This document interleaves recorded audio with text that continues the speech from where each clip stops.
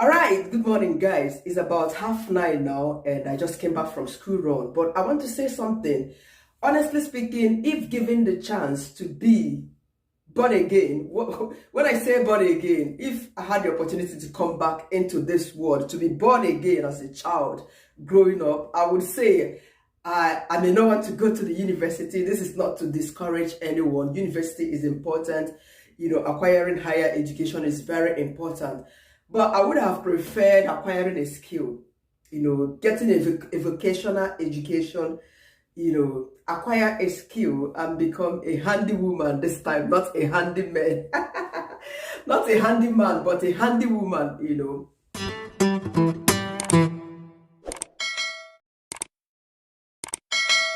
Yes, I would have liked to become a handywoman and not a handyman this time. Meanwhile, making this video this morning, honestly, people who are handymen or handywomen in this part of the world, the United Kingdom, they make hell of money.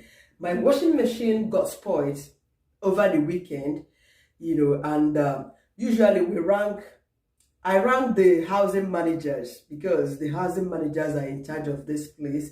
Whatever that damages in this house, you don't fix it. You let them know.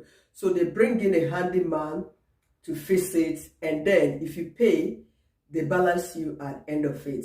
Previously, that was last month, our washing machine broke down. So we rang them, we made a report. The man came in, just a small touch. The man charged us £30.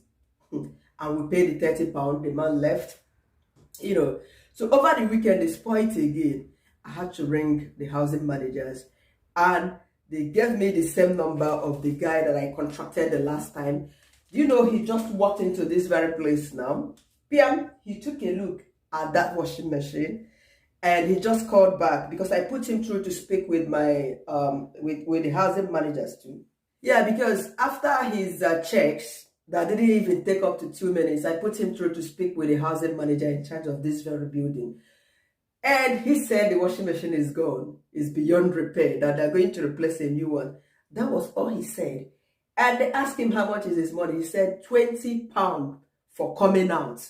He did not fix anything, just to check. He just opened the washing machine. Oh, this is gone. No more. £20. I tell you what, a nurse working here in the UK, some of the nurses do not earn £20 per hour. What this man did, he did not spend up to 10 minutes in my house. He didn't spend up to 10 minutes in my house. The only thing that took him time is to write the receipt of the £20. To be honest, as in checking and writing this receipt did not last up to 10 minutes in my house, and this man made £20. Do I make £20 per hour at my workplace? Lie, never. Nurses, everybody is rushing to become a nurse. Everybody wants to study nursing in this country. They want the big money. They want this and that. Some nurses do not earn £20 per hour in the UK. Quote, go and check how much nurses earn. Some of them £16, £18. Yes. So what am I talking about in this content is this. Outside your degree qualification, get crafty, craftsmanship and practical skills. They pay a lot in this part of the world. Even in other Western world, I know that handymen charge about $60 to $70, per hour while working. Can you imagine the amount? I don't even think a doctor in the United States earns about $70 per hour. I don't know, quote me wrong. But these people, oh my God, as he's leaving this place, he's going to another house. You have to book him, make an appointment to get this handyman to come to your house to work. And what are the jobs of these handymen? They basically do general maintenance of building, painting, plumbing work, installations, minor electrical fixing in the house. All those things you think that they are minor. Gardening, clearing your house, coming to fix your washing machine, your appliances, windows, coming to clean your windows. People wipe windows in this country and they get paid. They wipe glasses and they get paid. Even window repairs, small appliances repairs, small appliances installations in your home.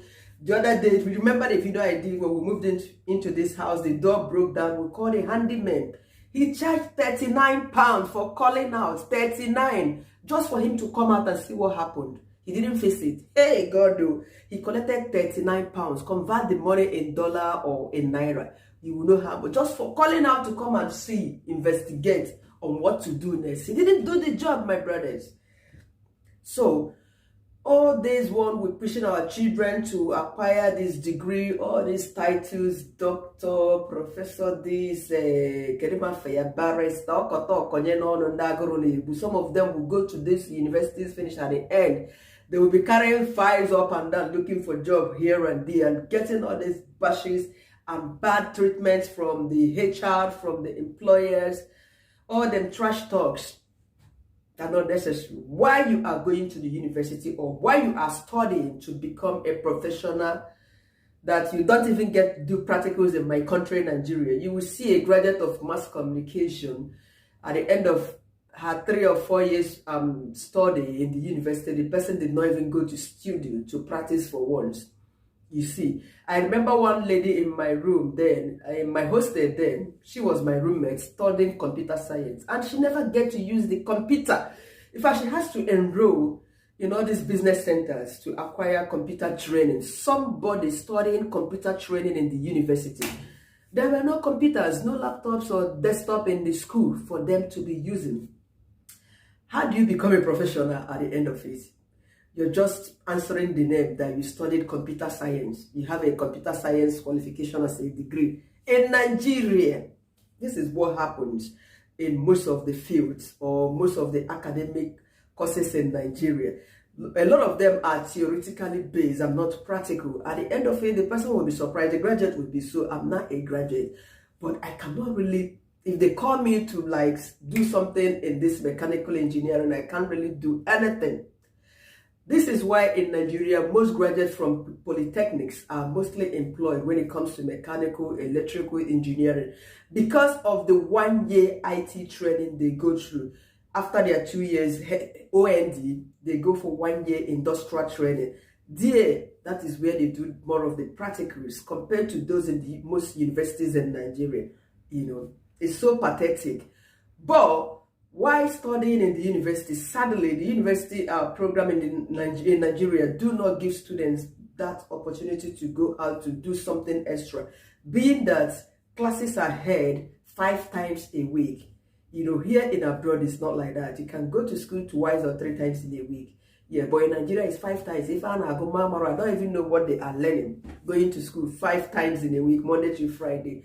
You know, so it makes it difficult for some of these students to like engage themselves in skill acquisition. Though a lot of them who are tasking or who are really hardworking and determined do find alternative way, you know, of acquiring some skills while studying in Nigeria. And it helps a lot of them at the end of their academic program. Even when they didn't get the chances of getting a job, they take up that. Some of them are into photographing, yes. Some of them, they open all these business centers. They do a lot of things while studying in the university. The ladies, they start selling some things. Some of them go into hair making, you know. Some learn sewing. There are a lot of things you can learn while studying. Even if you do that once in a week, if you are in Nigeria, here opportunities are abound. They give you a lot of vocational trainings. Some of these trainings are free if you are studying in abroad. Don't just come to Obodo and it's all about you studying, though it is tasking when you are new to abroad and you are basically here to study. You want to achieve the best because the money you are paying is quite a lot, you know. But after your first year, you have gained ground, you have come to realize how the system works here in abroad. During your second year, if you're coming in for a degree, you should be able to take up some of the free trainings, free, you know, vocational training opportunities here. They are free of charge. Bring down your module. Maybe you go to school twice or 3 times a week, as the case may be, so that you can engage yourself, acquire some of the skills, and also work. Yes, your work, you are restricted to 20 hours a week, so it's something you can do. If you work 2 times a week, you are going. You are good to go.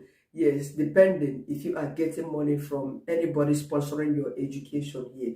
You know, so basically, it is absolutely important taking up all these, taking up skills or acquiring skills. You know, whichever skills you have, hold on to it. Even if it is baking, you know, what is it called? Catering, sewing, that's fashion and designing. If you have skills in this aspect, you are on the go.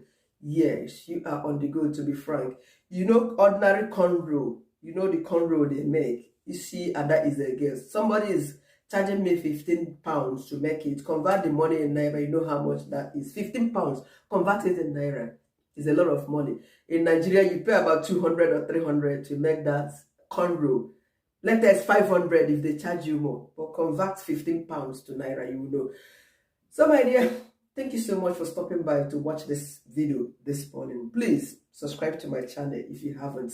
I want to have my breakfast now. I just came in from school run, and the man followed me bumper to bumper, though he told me he will be coming between 9 and 12.